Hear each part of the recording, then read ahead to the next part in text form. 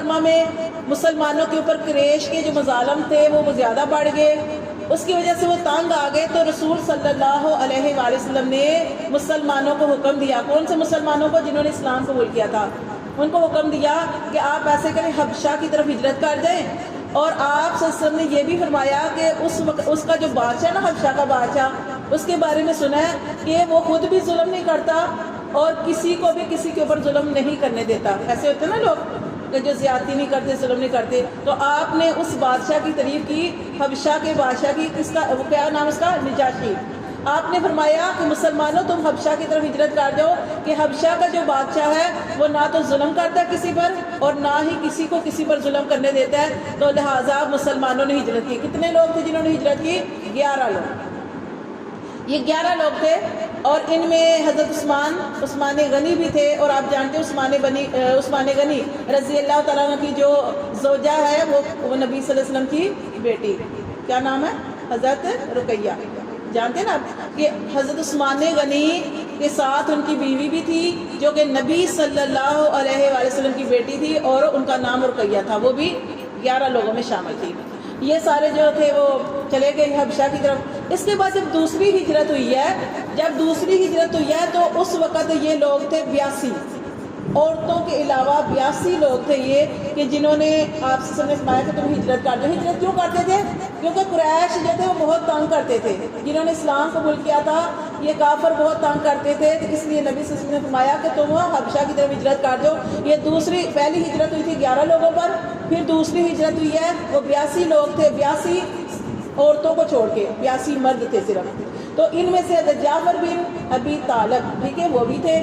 تو جعفر بن ابی طالب کی سرکردگی میں انہوں نے ہجرت کی تھی، اور یہ کیا ہوا تھا کہ وہاں پہ جا کے جب یہ حبشہ میں گئے ہیں تو وہاں کے بادشاہ نے ان کا استقبال کیا، اور ان کو یہ لوگ جو تھے امن و امان سے رہنا شروع ہو گئے، بڑی عافیت سے رہنے لگے۔ اب کافروں کو یہ بھی بڑی تکلیف ہوتی تھی کہ یہ یہاں پہ تو ان کو تنگ کرتے تھے، لیکن اب یہ حبشہ دوسرے ملک میں جا کے تو یہ بڑے امن و امان سے رہ رہے ہیں، ان کو بڑا غصہ تھا۔ تو انہوں نے کیا کیا، انہوں نے، آپ جانتے ہیں کہ نبی صلی اللہ علیہ وسلم کے پاس تو شروع سے دولت تھی نہیں، لیکن یہ جو کافر تھے اور یہ بڑے بڑے سردار تھے، ان کے پاس بہت زیادہ مال و دولت تھا۔ انہوں نے کیا کیا، اپنے کچھ آدمی جو تھے حبشہ کی طرف بھیجے، اور پادریوں کے لیے تحفے، بادشاہ کے لیے تحفے، ڈھیروں تحفے تحائف دے کر اپنے آدمی وہاں بھیجے۔ اور وہاں پہ جا کے انہوں نے کیا کیا، انہوں نے کہا کہ پہلے پادریوں کے پاس جانا ہے اور ان کو تحفے تحائف دینے ہیں، ان کا ذہن بنانا ہے کہ ہم اس مقصد کے لیے آئے ہیں، تاکہ وہ تیار ہو جائے۔ اور انہوں نے ایسے ہی کیا، وہ آدمی وہاں پہ گئے، انہوں نے ان کو تحفے دیے اور کہا کہ ہم اس لیے آئے ہیں کہ ہمارے اس علاقے سے، ہمارے مکہ مکرمہ سے لوگ جو ہیں مسلمان ہو کر اپنا دین چھوڑ کر یہاں بھاگ آئے ہیں، نہ وہ ہمارے دین پر ہیں اور نہ ہی وہ تمہارے دین پر ہیں۔ تو یہ تو عیسائی تھے نا، انہوں نے کہا کہ نہ ہمارے دین پر ہے نہ تمہارے دین پر ہے، اور تم نے یہاں ان کو امن و امان سے رکھا ہوا ہے، تو یہ تو ٹھیک نہیں ہے۔ وہ پادری جو تھے وہ بھی ان کی باتوں میں آ گئے، انہوں نے کہا چلو ٹھیک ہے، بادشاہ سے بات کرتے ہیں۔ اور حبشہ کا جو بادشاہ تھا وہ تھا نجاشی۔ اب انہوں نے کہا کہ چلو جی بادشاہ کے دربار میں جاتے ہیں۔ تو وہاں پہ جب یہ دربار میں گئے تو انہوں نے بڑے تحفے تحائف دیے، بادشاہ کو بھی تحفے دیے۔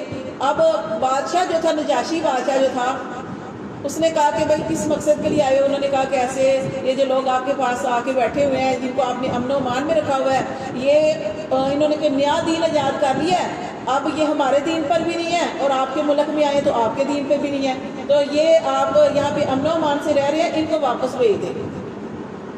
اب بادشاہ جو تھا بہت سمجھدار تھا، بادشاہ نے کہا کہ دیکھو جیسے میں تمہاری بات سنی ہے نا، بہت ساری باتیں انہوں نے کی، میں صرف مختصر آپ کو بتا رہی ہوں۔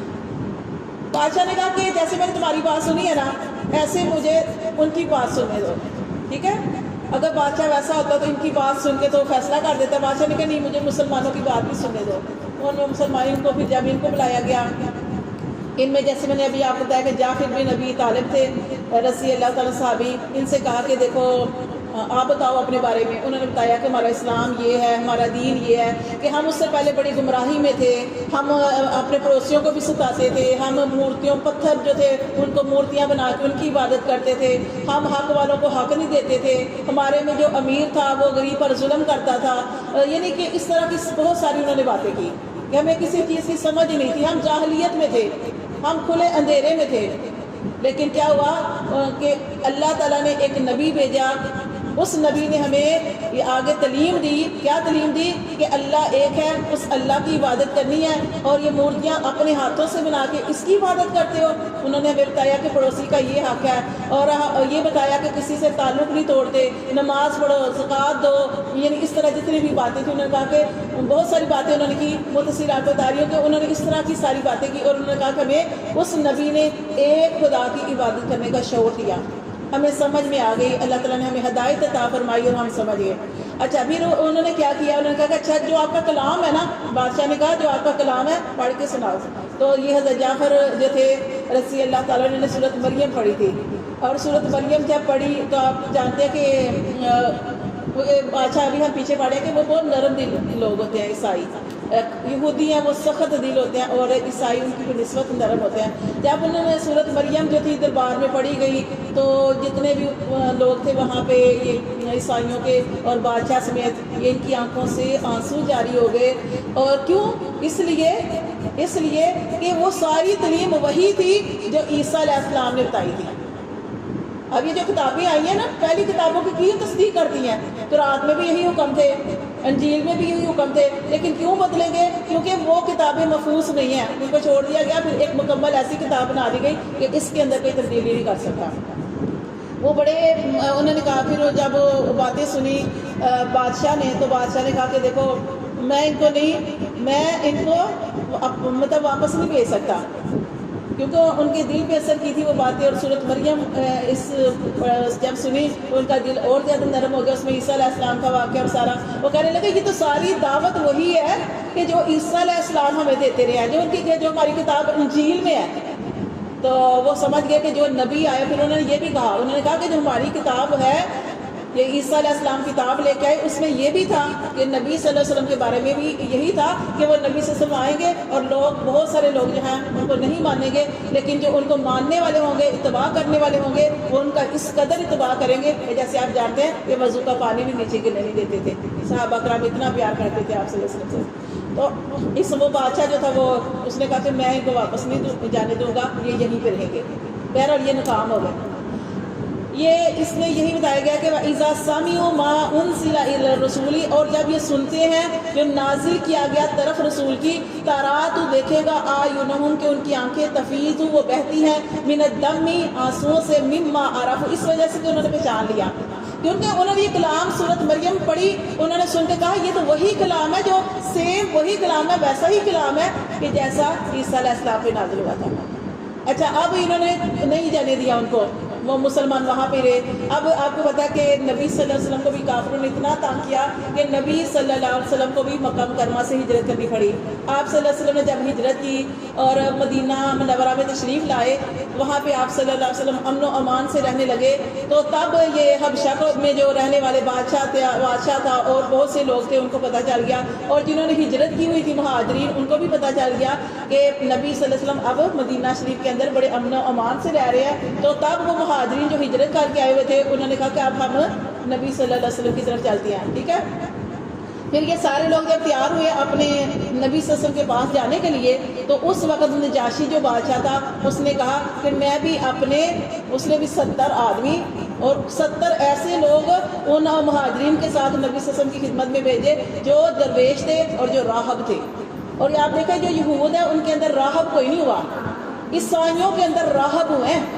تو اب یہ جو اس نے ایسے سردار بھیجے تھے، ایسے لوگ بھیجے تھے 70 آدمی کہ جو درویش تھے اور راہبانہ انہوں نے لباس پہنے ہوئے تھے، یہ نبی صلی اللہ علیہ وسلم کی خدمت میں حاضر ہوئے. نبی صلی اللہ علیہ وسلم نے بھی ان کا استقبال کیا، اور پھر جو دربار لگا ہوا تھا نبی صلی اللہ علیہ وسلم کا، تو آپ صلی اللہ علیہ وسلم نے سورۃ یاسین پڑھی. اب دیکھیں کہ قاری جو ہے حافظ قرآن جو ہے قرآن پڑھتے ہیں، یا جس کی آواز سب سے زیادہ پیاری ہو، ہم کہتے ہیں کہ اتنی خوبصورت آواز ہے دل میں بیٹھ گئی ہے. وہ قرآن جو نبی نے پڑھا ہوگا وہ کس قدر اعلیٰ ہوگا کہ نبی صلی اللہ علیہ وسلم نے سورۃ یاسین پڑھی، اور وہ جو 70 لوگ آئے ہوئے تھے وہ اتنا روئے کہ ان کے دل پہ اتنا اثر ہوا. قرآن کس کے دل پہ اثر کرتا ہے؟ جو ہدایت لینے کی نیت سے آتے ہیں، جو ہدایت لینے کی نیت سے آتے ہیں ان کے دل پر اثر کرتا ہے. ان کے لیے شفا بھی ہے، ان کے لیے ہدایت بھی ہے، ان کے لیے رحمت بھی ہے، ان کے لیے سارا کچھ ہے، ساری بیماریوں کا علاج بھی ہے. تو یہ کیا ہوا کہ یہ 70 لوگ جو تھے اسی وقت اتنا روئے، ان کے دل پر اثر کیا، اور انہوں نے کہا واللہ یہ وہی کلام ہے جو عیسیٰ علیہ السلام، ویسی مشابہت ہے اس کے اندر، یہ ویسا کلام ہے۔ پھر انہوں نے کیا کیا کہ جب یہ دوبارہ اپنے بادشاہ کے پاس گئے ہیں، نجاشی کے پاس گئے ہیں نا یہ لوگ، تو انہوں نے جا کے نجاشی کو بھی جا کے یہ ساری باتیں بتائی، تو نجاشی نے کہا کہ میں بھی اسلام قبول کرتا ہوں۔ یہ نبی صلی اللہ علیہ وسلم کے پاس نہیں آیا نجاشی، اس نے اسلام قبول کر لیا اور بس اس نے آنا تھا، نہیں جا سکا، اور اس کی موت ہو گئی، اس کا وقت موت آ گیا اور اس دنیا سے چلا گیا۔ تو آپ صلی اللہ علیہ وسلم مدینہ شریف کے اندر ہے، آپ مدینہ شریف کے اندر ہیں اور اس کی وفات ہو گئی، تو آپ صلی اللہ علیہ وسلم کو اللہ تعالیٰ نے بذریعہ وہی آگاہ کر دیا۔ کیا آگاہ کر دیا؟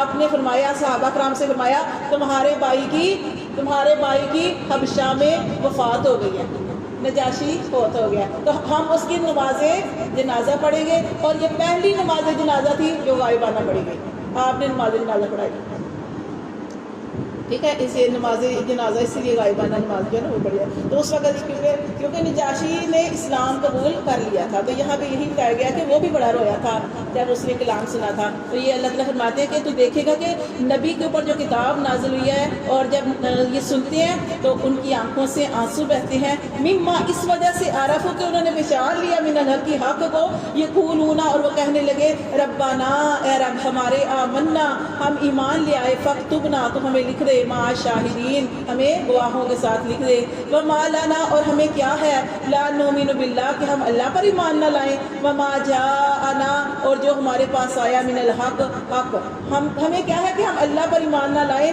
اور جو ہمارے پاس حق آ گیا اس پر ایمان نہ لائیں، ونطمع اور ہم امید کرتے ہیں ان یدخلنا کہ ہمیں داخل کرے گا ربنا ہمارا رب مع القوم الصالحین صالح لوگوں کے ساتھ، ٹھیک ہے۔ تو اللہ فرماتے ہیں انہوں نے اس طرح اللہ تعالیٰ سے امید رکھی، اور اللہ کسی کی امید کو نہیں توڑتے، کہ انہوں جب انسان کلمہ پڑھ لیتا ہے تو مسلمان ہو جاتا ہے، اور انہوں نے کیسے دل سے اللہ سے دعا کی ہوگی کہ اللہ ہم امید کرتے ہیں کہ اللہ تو ہمیں نیکوں کاروں میں داخل فرمائے گا۔ اللہ فرماتے ہیں فَأَصَابَهُمْ پھر اللہ تعالیٰ فَأَصَابَهُمُ اللَّهُ پھر ٹھکانہ دیا اللہ نے ان کو، بِمَا قَالُوا جو انہوں نے کہا، جنات ان کے کہنے کی وجہ سے ان کو ٹھکانہ دیا، جنات جنت، تجری بہتی ہے من تحتها الانہار جس کے نیچے نہریں بہتی ہیں، خالدین فیہا وہ اس میں ہمیشہ رہیں گے، وذالک اور یہ جزاء المحسنین یہی بدلہ ہے نیکوکاروں کا، یہ بدلہ ہے نیکوکاروں کا، والذین اور وہ لوگ کفر جنہوں نے کفر کیا، وکذبوا اور جنہوں نے جھٹلایا بھی آیاتنا ہماری آیات کو،